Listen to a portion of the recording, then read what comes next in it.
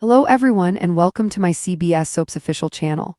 I hope everyone is having a wonderful day. Before we begin, please hit the subscribe button and give this video a thumbs up. Thursday, October 30, 2025. Today on Days of Our Lives, Jada learns about Jeremy after their date. EJ corners Amy and Aaron gets the news he dreaded. Alex gets home, excited about Stephanie's her book launch, but she's shaken. She fills him in on Jada and Jeremy's date and thinks he orchestrated this whole thing to get close to her. Then, she finally pushes through her shame to tell Alex about Jeremy's anger and the time he nearly drowned her in the hot tub. She insists it was a drinking game gone wrong, though not a drowning. But yeah, it was longer than a second. She was young and confused, and he bounced between anger and sweetness, which is very much abuser behavior. Jeremy and Jada's date in the pub seems to be going swimmingly, but then he admits he knows Stephanie, and Jada realizes real quick that he's the old boyfriend Steph was scared of.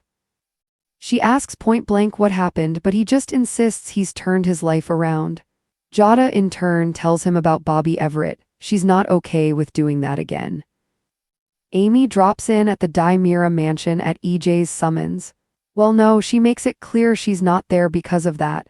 She gives him a piece of her mind about how Sophia's condition is his fault. They're both failed parents estranged from their kids, he suggests, and they could help each other out. Johnny backed out of the adoption because he decided it was best for the baby after finding out what EJ did. That's the sign of a good father who's now ready to adopt. This was EJ's fault, not Johnny's. If Amy withdraws her adoption objection, EJ will stay away completely and utterly, and she can focus on Sophia. Amy will think on it. Johnny finds Chanel looking longingly at the baby crib in their bedroom. She's ready to give up on adopting Tesoro, but Johnny won't let her. It's not over till it's over. They comfort each other with a little lovemaking, then get a photo from Lanny with the twins' Halloween costume. Johnny promises they'll have kids. Aaron's getting ready for Halloween when he gets the DNA results. He is the father, which, yeah, who else was left? Aaron goes into panic mode and Kat talks him through it and promises to be with him every step of the way. He's definitely giving up his rights as father, but he messed up once and now he's a father who has to give up his baby. Kat assures him he's still a kind, caring person and she's there for him. It turns out Aaron was dressed up to give a Halloween tour, a ghost tour. That seems dangerous in a town like Salem, which Leo is going on.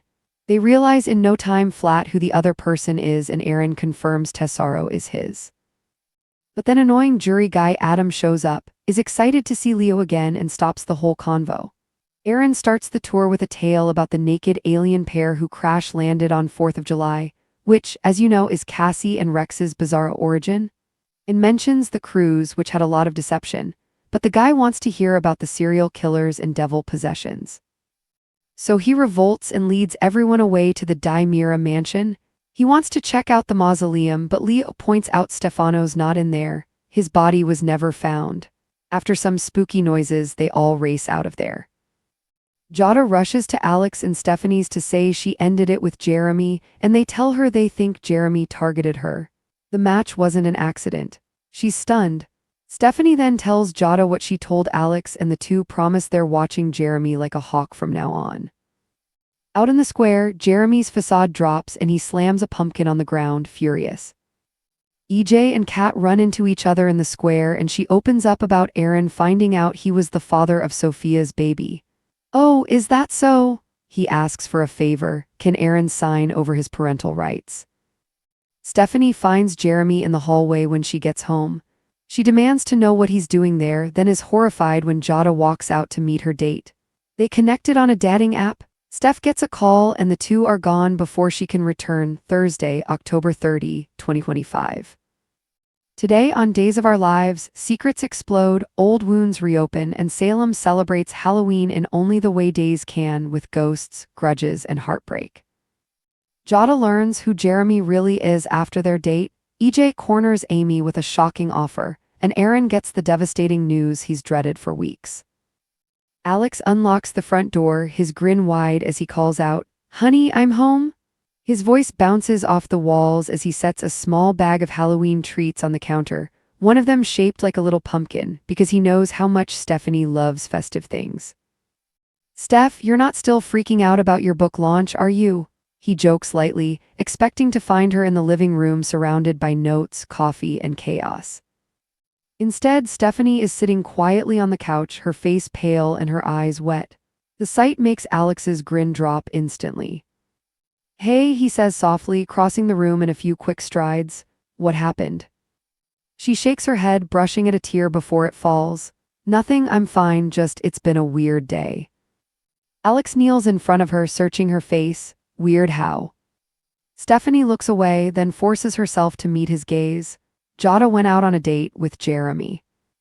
Alex blinks, trying to place the name. Jeremy who?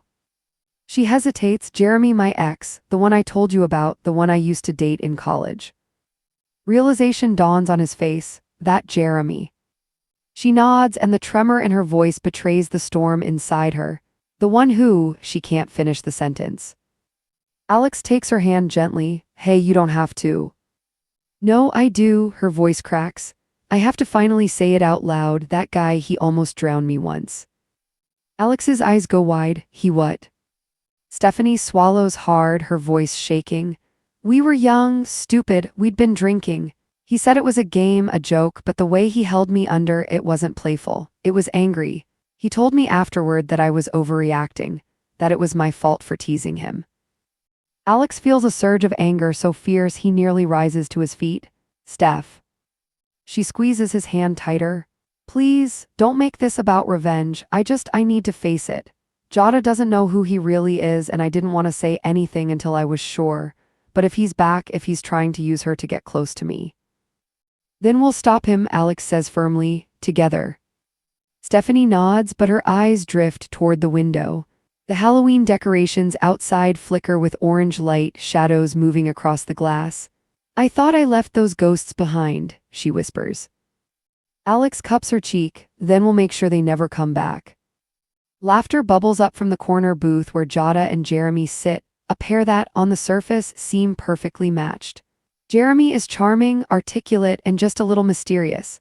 He's been telling stories about his wild younger days, painting himself as a reformed bad boy who's turned over a new leaf. Jada smiles politely, sipping her drink, but something about him feels off. "You said you used to live in Chicago, right?"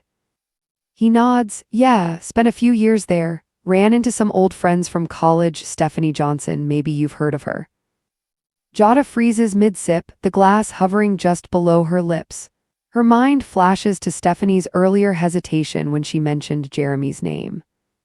"Yes," she says carefully, "I know her." Jeremy's grin is slow, sly. "Small world, huh? She was my first real love." The words hang in the air like smoke. Jada sets her drink down slowly. "She said you weren't together long." "Depends who you ask," Jeremy says, his smile faltering slightly. "We had issues. I wasn't the easiest guy to love back then, but I've changed." Jada leans forward. "Changed how?" Jeremy laughs uneasily. "I don't lose my temper anymore, if that's what you're asking. I go to therapy, I meditate, I even volunteer at the youth center." Jada studies him, her detective instincts kicking in. "Good for you, but I've been down this road before, Jeremy, with someone who said the same things and it didn't end well." His jaw tightens. "You're talking about Bobby, aren't you?" She nods. "Yeah, Everett. He had 2 names, 2 lives, and one big mess. I'm not signing up for that again." Jeremy's eyes darken. "I'm not him." "Then prove it," Jada says, her tone sharp, "by staying away from Stephanie." She slides out of the booth and tosses a few bills on the table. "Dinner, on me, I'm done." Jeremy's knuckles go white around his glass. "You don't know me." "I know enough," she says over her shoulder and walks out.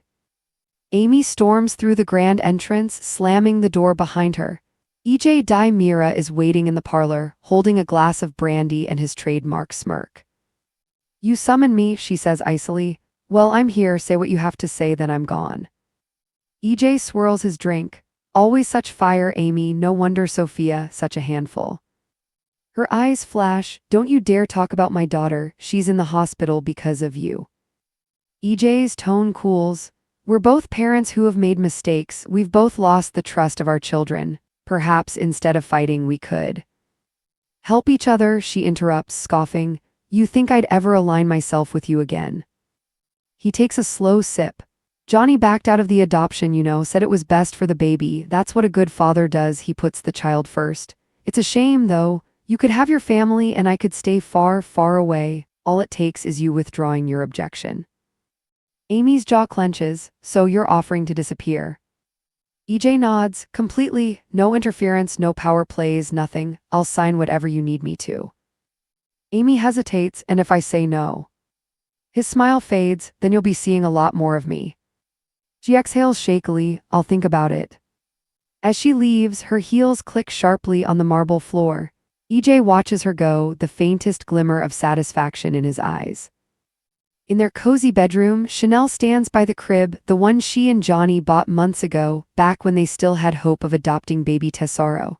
Her hand trails along the wooden rail, her expression wistful.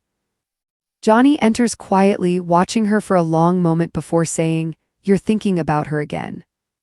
She nods, I'm ready to give up, Johnny. Maybe this isn't meant to happen for us. He crosses the room and takes her hand. No, we're not giving up, not until it's really over. Chanel leans into him, tears brimming in her eyes. You're too good to me. He kisses her gently. I just love you, that's all. Their kiss deepens, the pain of loss turning into something tender and desperate. Later, as they lie tangled in the sheets, Johnny's phone buzzes. He glances at it and smiles. It's Lanny, he says, showing her a photo of the twins dressed in tiny pumpkin costumes. Chanel laughs through her tears. They're perfect. Johnny wraps an arm around her. We'll have that someday, I promise. Halloween decorations clutter the room, fake cobwebs, orange lights, a half-finished costume draped over the couch. Aaron sits at the table, a white envelope trembling in his hand. He stares at it for a long moment before ripping it open. DNA results. The words blur as his eyes scan the page. Probability of paternity, 99.98%. Aaron drops the paper, his chest tightening. No, no, no, no.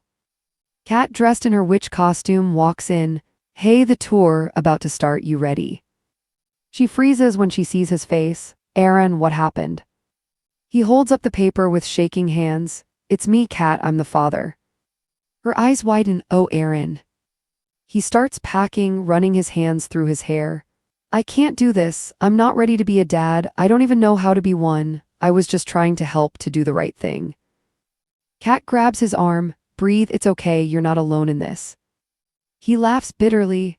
I'm signing away my rights. That's what kind of father I am, one who walks away before he even starts. No, Kat says firmly. You're doing what's best for that baby. That doesn't make you weak, it makes you selfless. He meets her eyes, searching for something, forgiveness maybe. She gives him a small, sad smile. You're still the kindest man I know. Later that night, Aaron, now dressed as a ghostly tour guide, stands in front of a small group of costumed Salemites. Among them is Leo Stark, wearing a cape and glittering eyeliner. When their eyes meet, there's a flicker of recognition. Aaron, Leo says cautiously. Yeah, Aaron replies, guess you heard. Leo nods, Tesoro. Before they can say more, Adam, the annoying jury guy, bounces up. Leo, fancy seeing you here. Leo rolls his eyes. Oh, joy. Aaron sighs and launches into his monologue. Welcome to Salem's Haunted History Tour. Tonight's first tale, the naked aliens who crash-landed on the 4th of July. The group gasps, Leo snorts. You're kidding, right? Nope, Aaron grins. Cassie and Rex Brady, you can't make this stuff up. The crowd laughs until Adam interrupts again. Tell us about the devil or the Salem stalker, that's what we want. Aaron hesitates, maybe another time. But Adam, of course, doesn't listen. He takes off running toward the DiMera mansion. Come on, let's check out the mausoleum. The others follow despite Leo's protests. You realize Stefano's body was never found, right? Moments later, a low moan echoes through the courtyard. A gust of cold wind sweeps past them. Someone screams, then chaos, everyone bolts in different directions. Aaron and Leo exchange a look. Happy Halloween, Leo mutters. Jada rushes up to Stephanie and Alex, breathless. It's over, I ended it. Stephanie exhales in relief. Thank God. Alex crosses his arms. You think he was targeting you? Jada hesitates. I didn't until now. but after what you told me, yeah, it feels like he knew exactly what he was doing. Stephanie nods grimly. We'll keep an eye on him, both of us. As they speak, Jeremy watches from across the square, hidden in shadow. When he realizes Jada is gone for good, his expression twists into fury. He grabs a pumpkin from a nearby stand and hurls it to the ground, the splatter echoing through the night. "Happy Halloween, Salem," he growls. Moments later, EJ and Kat cross paths nearby. "Rough night?" EJ asks smoothly.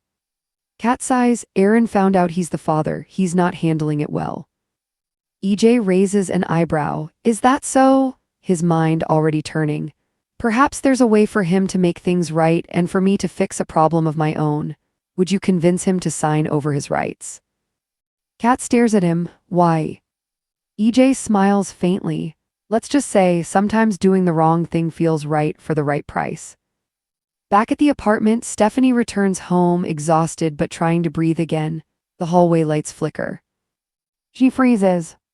Jeremy is there, leaning against the wall, a smile that doesn't reach his eyes. "Miss me," he says softly. Her heart lurches. "What are you doing here?" Before she can move, the door across the hall opens. Jada, dressed for another date, steps out.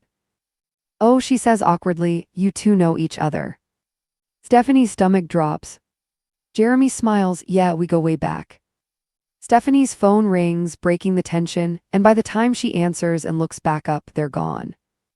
Out in the distance, the Halloween night wind howls through Salem Square and Jeremy's shadow lingers just beyond the streetlight's reach. Thanks for watching. If you like this video, so please don't forget to subscribe to my channel and don't miss any updates.